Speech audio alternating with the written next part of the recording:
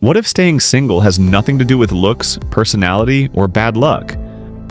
What if it's something deeper, something most people never even think to question? Because here's what nobody tells you. The brain of someone who stays chronically single is actually working exactly as designed. It's not broken, it's protecting itself.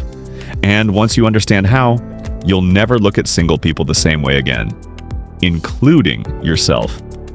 The invisible wall. There's a pattern psychologists call avoidant attachment, and it's everywhere. People with this pattern don't stay single because they can't find someone.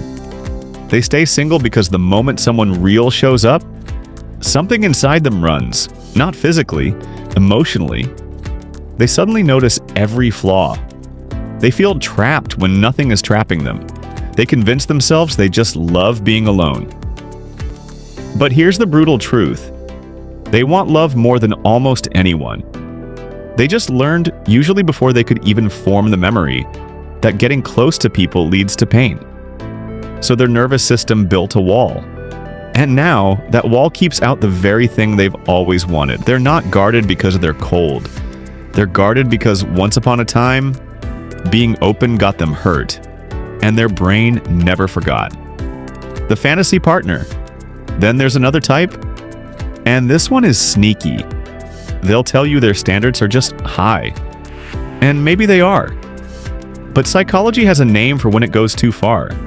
Romantic perfectionism. These people have built a partner in their mind so perfect, so specific, that no actual human being could ever qualify. And you know what a fantasy partner can never do? Reject you, hurt you, leave you. So they keep the list long. They keep the bar impossible. They stay open to the right person who conveniently never arrives. It looks like high standards on the outside, but underneath, it's self-protection wearing a disguise. Every failed date isn't a disappointment, it's relief. Another reason to stay safe. Another reason to stay single. The identity trap. Now, this third one might be the most dangerous because it sounds healthy. I don't need anyone. I've built a good life alone. I'm just focused on myself right now. And look, self-sufficiency is real. It's powerful. But there's a version of it that quietly becomes a cage. When needing someone starts to feel like weakness, when being vulnerable feels like a threat to who you are, you will unconsciously destroy every relationship that gets close enough to matter. Not because you don't care, but because somewhere along the way, you decided that needing people was something to be ashamed of. And so you kept choosing yourself. Over and over again. Until being alone became the only identity you knew how to protect. The real truth. Here's what I need you to hear. People who stay single long-term are not unlovable. They are not too broken, too damaged, or too picky. Most of them are running a pattern they didn't write. One installed in them when they were too young, too small, too powerless to understand what was happening. And the most heartbreaking part? They don't even know it's running. They just feel it. As restlessness when things get close. As relief when someone leaves. As a story they keep telling themselves about why love just isn't for them. But here's the thing about patterns. The moment you see one, it loses its grip on you. Not completely, not overnight, but it cracks. And that crack is where everything starts to change. If this made you feel something, that's not an accident. Save this video, come back to it, and if you want to go deeper into the psychology behind why you love the way you do, who you attract, why you pull away, why the same story keeps repeating, subscribe, because that's exactly what this channel is built for. I'll see you in the next one. What if staying single has nothing to do with looks, personality, or bad luck? What if it's something deeper, something most people never even think to question? Because here's what nobody tells you. The brain of someone who stays chronically single is actually working exactly as designed. It's not broken, it's protecting itself. And once you understand how, you'll never look at single people the same way again, including yourself. The invisible wall. There's a pattern psychologists call avoidant attachment, and it's everywhere. People with this pattern don't stay single because they can't find someone. They stay single because the moment someone real shows up, something inside them runs, not physically, emotionally. They suddenly notice every flaw. They feel trapped when nothing is trapping them. They convince themselves they just love being alone. But here's the brutal truth. They want love more than almost anyone. They just learned, usually before they could even form the memory, that getting close to people leads to pain. So their nervous system built a wall. And now, that wall keeps out the very thing they've always wanted. They're not guarded because they're cold.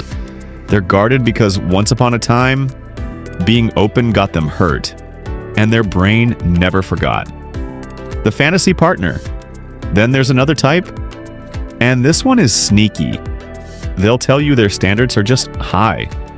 And maybe they are. But psychology has a name for when it goes too far. Romantic perfectionism. These people have built a partner in their mind so perfect, so specific, that no actual human being could ever qualify. And you know what a fantasy partner can never do? Reject you, hurt you, leave you. So they keep the list long, they keep the bar impossible, they stay open to the right person who conveniently never arrives. It looks like high standards on the outside, but underneath, it's self-protection wearing a disguise. Every failed date isn't a disappointment, it's relief. Another reason to stay safe. Another reason to stay single. The identity trap. Now, this third one might be the most dangerous because it sounds healthy. I don't need anyone. I've built a good life alone. I'm just focused on myself right now. And look, self-sufficiency is real. It's powerful, but there's a version of it that quietly becomes a cage. When needing someone starts to feel like weakness, when being vulnerable feels like a threat to who you are, you will unconsciously destroy every relationship that gets close enough to matter. Not because you don't care, but because somewhere along the way, you decided that needing people was something to be ashamed of. And so you kept choosing yourself. Over and over again. Until being alone became the only identity you knew how to protect. The real truth. Here's what I need you to hear. People who stay single long-term are not unlovable. They are not too broken, too damaged, or too picky. Most of them are running a pattern they didn't write. One installed in them when they were too young, too small, too powerless to understand what was happening. And the most heartbreaking part? They don't even know it's running. They just feel it. As restlessness when things get close. As relief when someone leaves. As a story they keep telling themselves about why love just isn't for them. But here's the thing about patterns. The moment you see one, it loses its grip on you. Not completely, not overnight, but it cracks. And that crack is where everything starts to change. If this made you feel something, that's not an accident. Save this video, come back to it, and if you want to go deeper into the psychology behind why you love the way you do, who you attract, why you pull away, why the same story keeps repeating, subscribe, because that's exactly what this channel is built for. I'll see you in the next one.